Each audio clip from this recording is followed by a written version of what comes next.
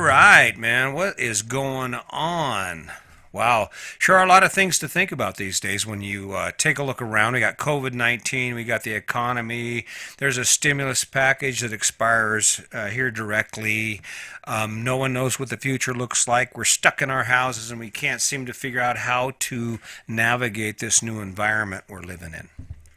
That about sum it up. We're not sure what the future looks like. We're wondering if we made the right choices. There's a lot of crap to think about. So I'm going to run over some of this. I want to try and give you some things to think about. I spent a lot of time this last couple of weeks trying to figure out, well, what's happening. Here's something to think about. First, this podcast isn't about you living amazing adventures in Aruba anymore. It's not about you waking up and saying, oh, all right, guess what? We get to go buy a mountain bike and we get to spend our time kayaking. I think the majority of people who probably are going to end up polarized into this podcast and to what I have to say are going to be faced with some more primal decisions, if you have it. I mean, if you would. In other words, these people are going to have to deal with survival. That's something to think about. Now let's just imagine, I know everyone's optimistic, I can tell by the dealer tags on the vehicles I keep seeing and on the brand new RVs and the brand new houses. The housing market isn't dying off, but here's something to think about. Let's just say that because the politicians and the media, no one's really telling you the truth about this, that actually what we see as far as the economy and the crash that's coming, it will be something that we've never imagined in our life. That's something to think about. Something to think about would be, imagine if the economy crashes so bad that the unemployment rate continues to skyrocket and businesses continue to shut down, and there's a shortage of supplies. And instead of us worrying about what's going on Facebook, we spend our time wondering if we're going to have food to eat. That's something to think about. You know, got the presidential election. There's something to think about. There's something to think about. We've got a narcissistic president, and we've got a limp dish rag for a candidate. And what's really funny about it is even if we didn't want to vote for either one of those guys, the rich people in this country and our political system has been set up so those are the only two guys we get to choose from.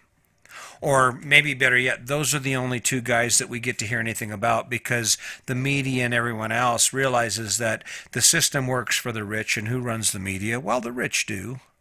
They don't really give two shits who gets elected as long as it's directed by their choice and they're the ones that make the money off of it. That's something to think about.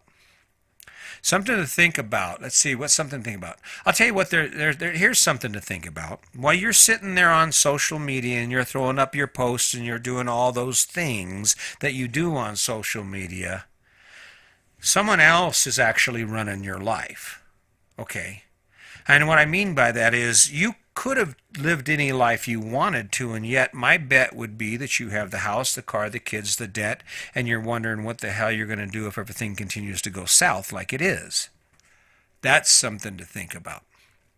For those of you who don't believe COVID-19 is real, or that it's not nearly as bad as everyone says, I had something in early March, in the middle part of March, and it about killed me.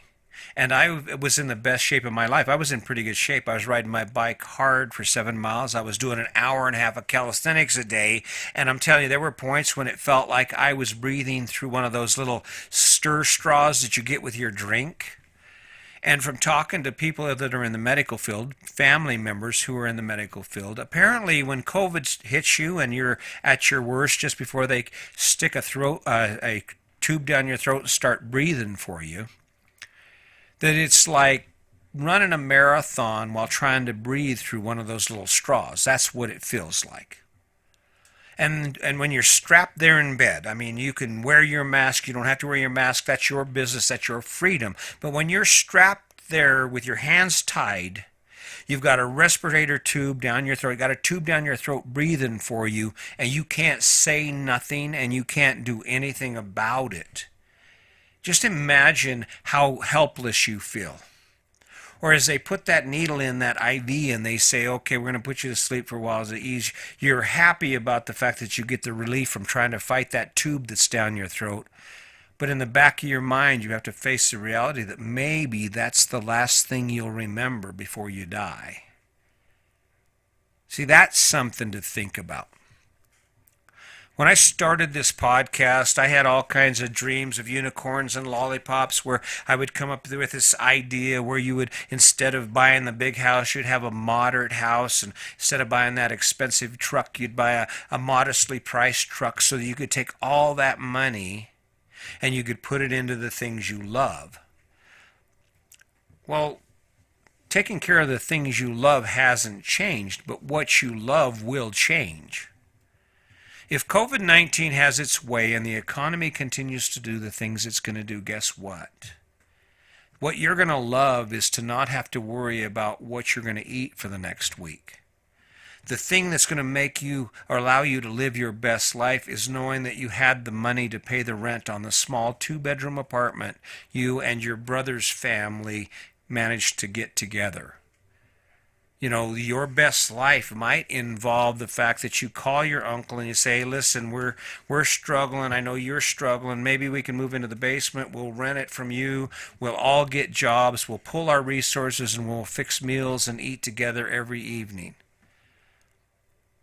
Just because it hasn't happened doesn't mean it can't happen. Just because we're America, it doesn't change the shitstorm that's coming. And I guess that's something to think about. I mean, something to think about is if the worst case hits and kids cannot go back to school, how are you going to support yourself? How are you going to support your family if you don't have anyone to rely on? What kind of a system are you working on in case that becomes the new reality? Because the truth is that could be the new reality. The new reality with our failure to socially distance, and I'm not saying that I even know that social distancing works. Who knows? But they're saying it does. The studies indicate it does. If we can't social distance and wear masks or do whatever is recommended to keep this thing from spreading, then here's something to think about. What happens if it's 2 years or even never?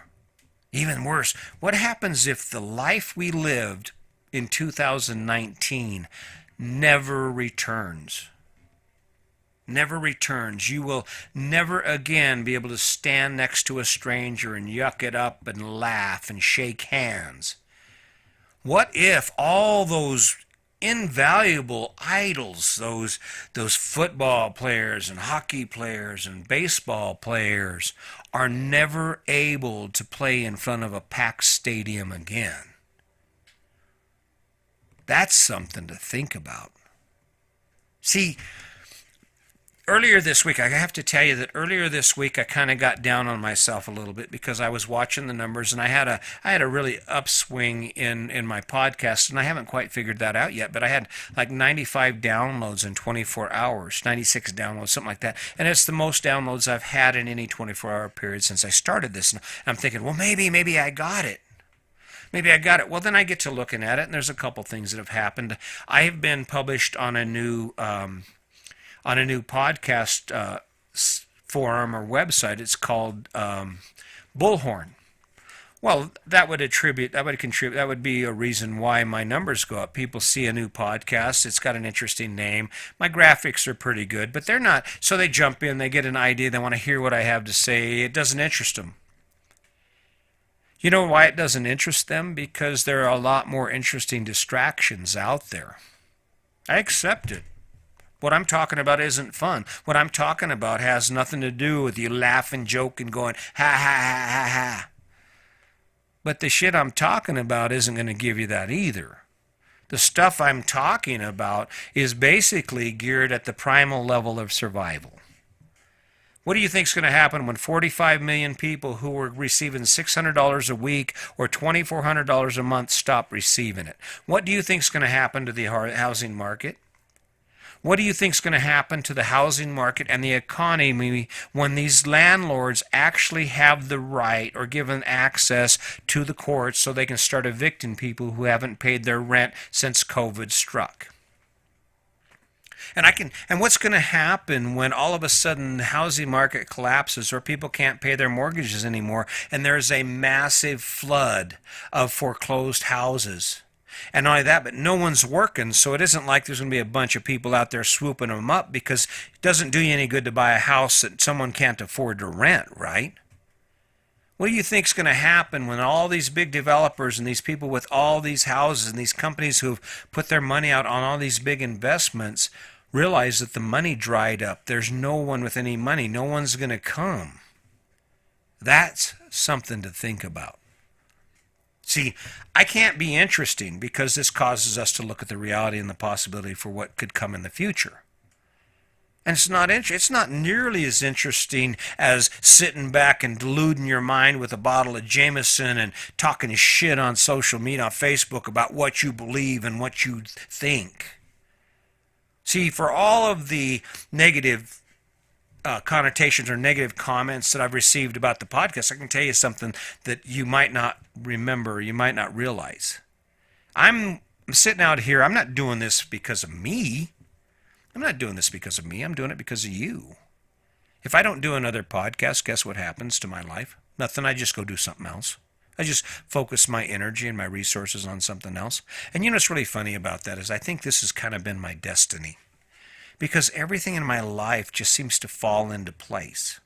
Everything in my life just seems to happen. An example of that is that when I think about when I focus on the things I think about my life and where we're headed and how to take advantage of what's coming. See, unlike a lot of people, my eyes are on the horizon. I'm constantly looking at the horizon to see, try and figure out what's coming and try and predict what's going to happen.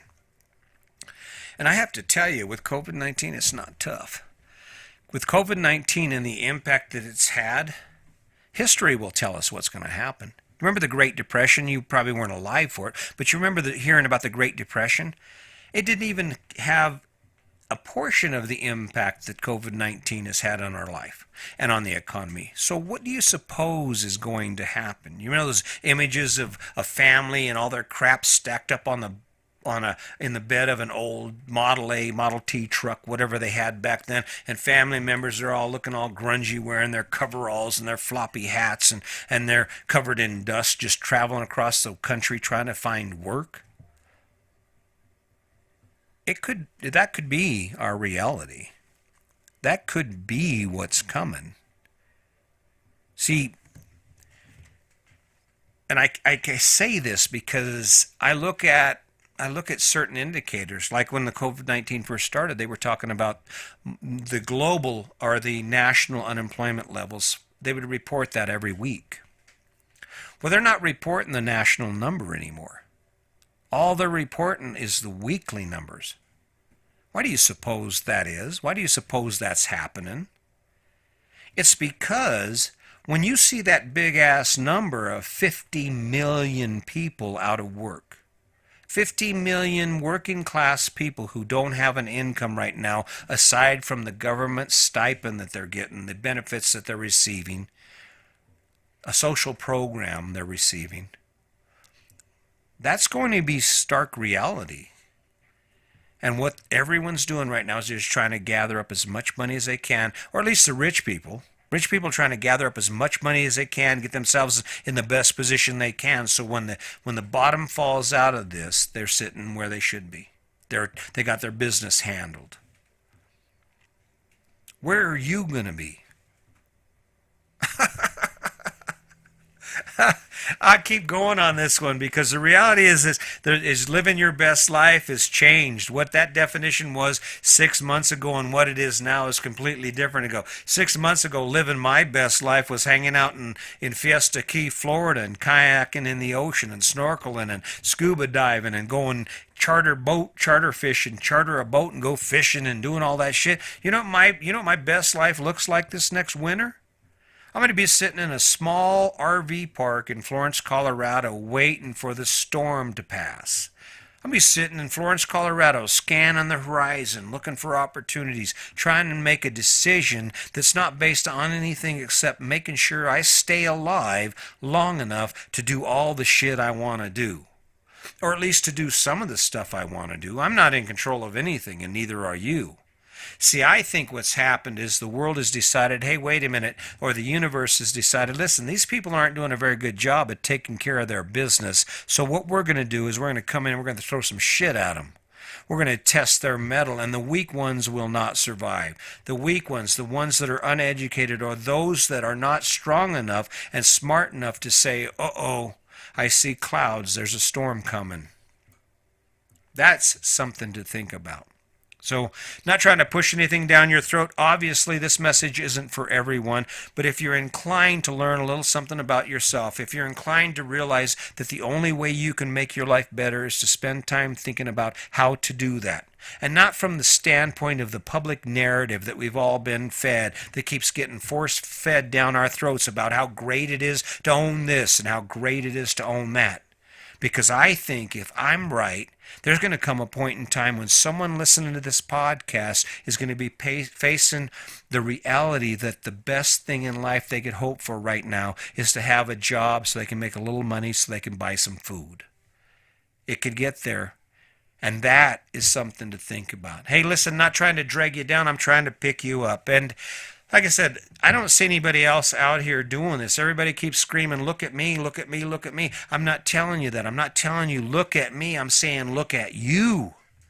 Now, if there was ever a time in your life when you need to step up, stand in front of that mirror and ask yourself some tough questions about where you are, where you're going, and what you can do to get better prepared for the storm that's coming, that's what I'd be doing.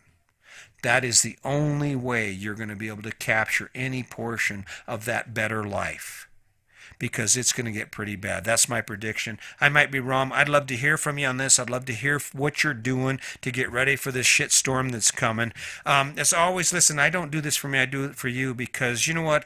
In the end, the only thing that matters is the legacy you hand to people around you, the gifts you give to people around you to help them live a better life. And I don't know if you pick it up. I don't know if you can feel it, but that's exactly where I'm at on this. So until next time, you know what? Just stay safe, be kind, and as always, just make today's your day. Make it a good one.